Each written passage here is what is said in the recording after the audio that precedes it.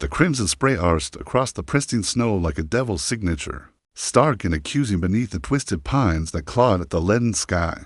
It was December 1878 in the New Mexico Territory, 40 miles east of Fort Sumner, where the Capitan Mountains brooded like ancient sentinels, hoarding secrets in their frost-laced crags. Jack Harlan, 41 and weathered like old saddle leather, halted dead in his tracks, his salt-tan pepper hair whipped in the biting wind, and the jagged scar slicing from cheek to collarbone, a memento from an Apache tomahawk. In 74th robbed with the cold, his fingers, calloused from years scouting for the cavalry, clenched around the Remington rifle stock. This wasn't the erratic trail of a wounded elk. The blood was too vivid, too deliberate, human, and fresh enough to steam in the chill air. Heart slamming against his ribs like a war drum, Jack pushed through the frost-encrusted brambles, thorns snagging his buckskin coat.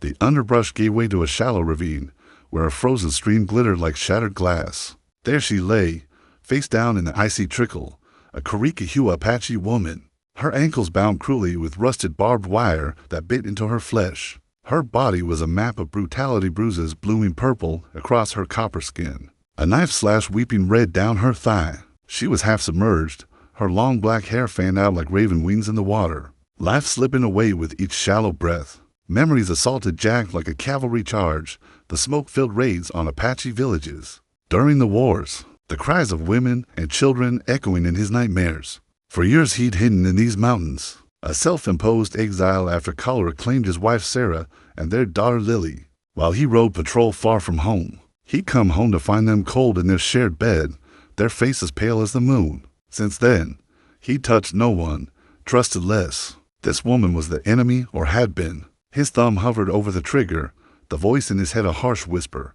"Walk away, Harlan. This fight's long over. Her kind took enough from you."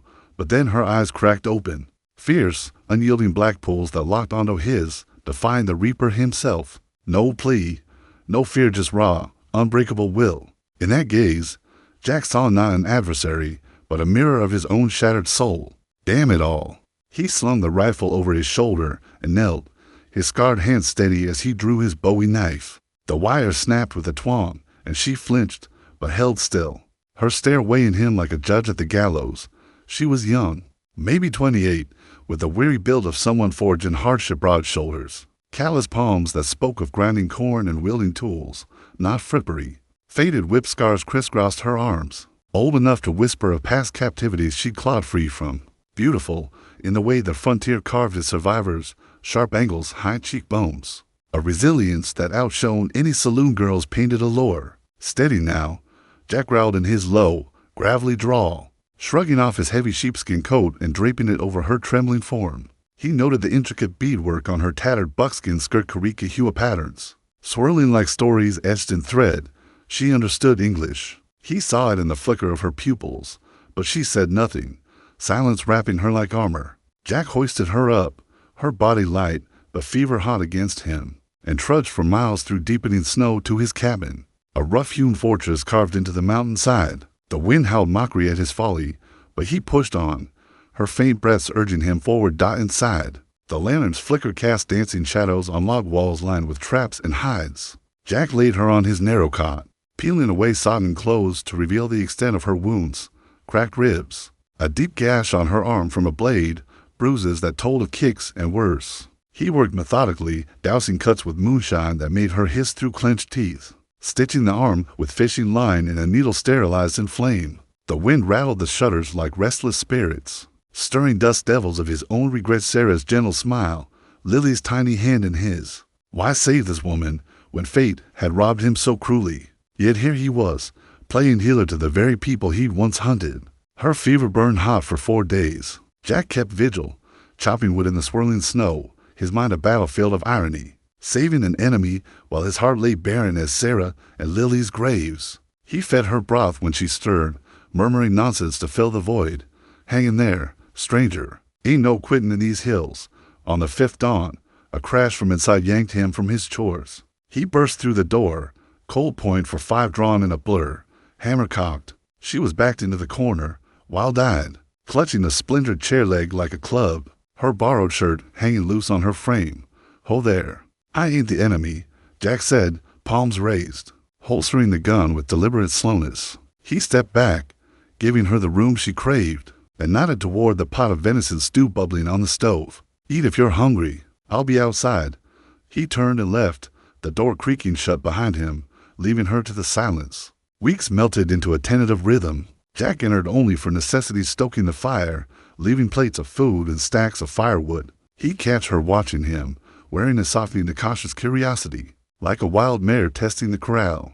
One evening, as sleep pelted the roof, he found her tracing patterns in the frost on the window. Her dark eyes distant dot by the 12th day, she stood unaided, one hand braced on the rough-hewn table. Her voice broke the quiet, English halting but edged like a blade. "What do you seek from me, white man?" "Nothing but your healing," Jack replied gruffly, stirring the fire to avoid her gaze. He confessed then, words tumbling out like stones from a landslide. His cavalry days, the raids on her people, the atrocities that stained his soul and drove him to this god-forsaken peak. "War broke me," he muttered, eyes fixed on the flames. "Tired of the killing, the hate. Lost my family to fever wife and little girl. Came here to rot alone." Her nod was subtle, a bridge arching over the chasm of old prejudices. Something shifted in the air, thick as smoke, on the 14th night. As embers glowed low, she shared her name, Sandy, and with it, her story a daughter, Mika, just 3, torn from her arms during a brutal raid by white slavers. The child's absence was a wound deeper than any blade, fueling her escape through torment that would break lesser souls. They exchanged words then, bridging tongues, English water for Apache dough, safe for Joan. In the ember glow, grief echoed like distant thunder, binding them in shared loss. One stormy evening, thunder rumbling like artillery, Sandy hummed a mournful cradle song, her voice low and haunting, weaving sorrow into the crackling air. Jack paused, sharpening his knife, the blade forgotten as he shared tales of Lily, her giggles chasing butterflies, the flower crown she'd weave for him. Tears pricked unspoken, but Sandy's eyes held understanding, a silent communion. "Mika waits," she murmured, drawing a simple figure in the hearth ashes, a mother and child linked by a line of hope. Her gaze met his, revealing the fierce maternal fire that had propelled her through chains and beatings. "She is my light. I'll get you back to her," Jack vowed, the words a solemn oath, igniting a spark of purpose in his hollow chest. For the first time in years, he felt alive, not just surviving, but fighting for something pure.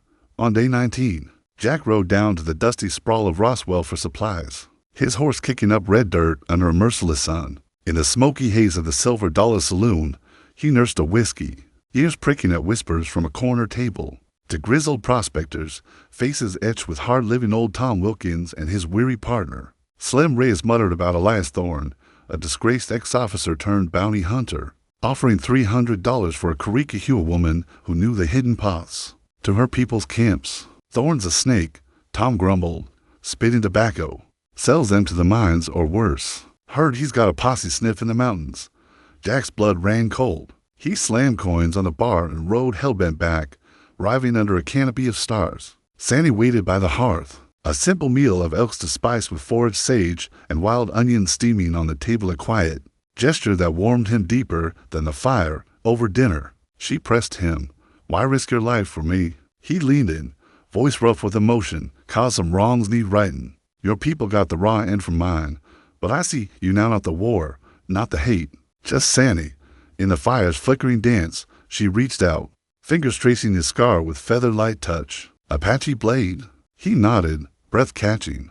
She shared her own loss, her husband felled by cavalry lead 2 years back, leaving her to raise Mika alone. Their shared scars drew them like magnets in the wild, the air humming with unspoken need. Sandy's hand settled on his chest, feeling the thunder of his heart. "Jack," she breathed, her accent wrapping his name like a caress. She pulled him close, their kiss igniting like dry tinder, raw, desperate, shattering 3 years of isolation. They tumbled to the bed, hands urgent, shedding clothes to reveal bodies marked by life's cruelties. Her lithe form, scarred yet strong, straddled his weathered frame. They moved in a rhythm of healing fury, defying the world's divisions, each thrust a rebellion against loneliness. Come dawn, reality crept in like morning fog. "Mika needs me," Sandy whispered, tracing circles on his chest. But they lingered, exploring tenderly his lips on the curve of her neck, her fingers in his hair memorizing every sigh.